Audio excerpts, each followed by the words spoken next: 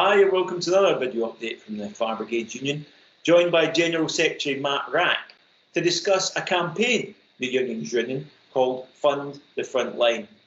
Matt, this is an online campaign basically. And what's it about and how can members get involved? Hi Tam and hello everyone. Well, the Chancellor is currently consulting on a spending review. People may have seen that in the press. A spending review is where the government sets out their plans for public expenditure, and it was expected this would be for 3 years. However, because of the economic crisis arising out of the pandemic, they've reduced that to 1 year. So they're planning to announce later this year or early next year the outcome of that and their departmental spending plans for the coming year. And our campaign is to say, actually, you need to think about the fire and rescue service. You need to think about the challenges we're facing generally, you know, climate change, extreme weather, terrorism, all of those issues. But also you need to take account of what we've done during the pandemic. Well, Matt, the campaign seems to have really taken off since its launch on Monday.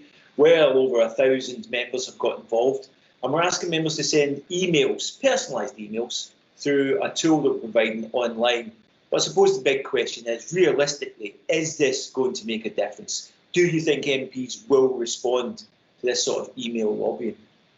Well, look, we realise we're up against it because, you know, the economy is not in a good place. There's a huge economic crisis we're facing, and we've got a very big Tory majority in Parliament. But the truth is they are the government. They do hold the purse strings. If we want in money for our service, for everything, for jobs and for pay, then we've got to keep making that case. We've got to keep putting that pressure on.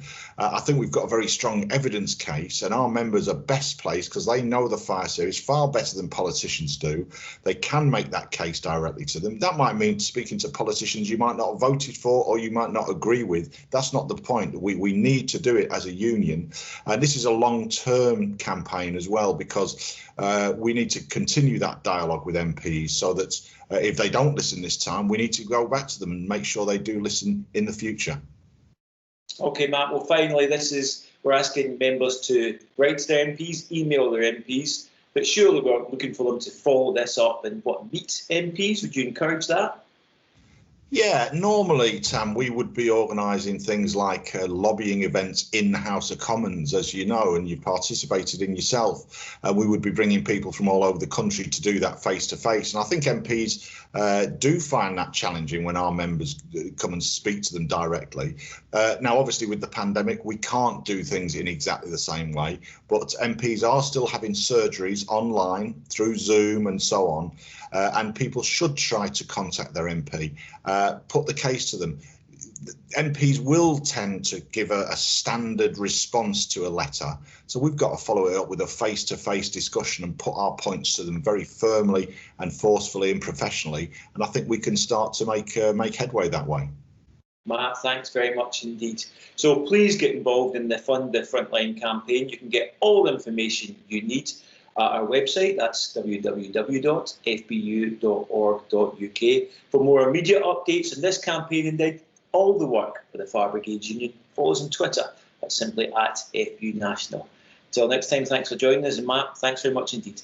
Thanks, Sam. Thanks, everyone.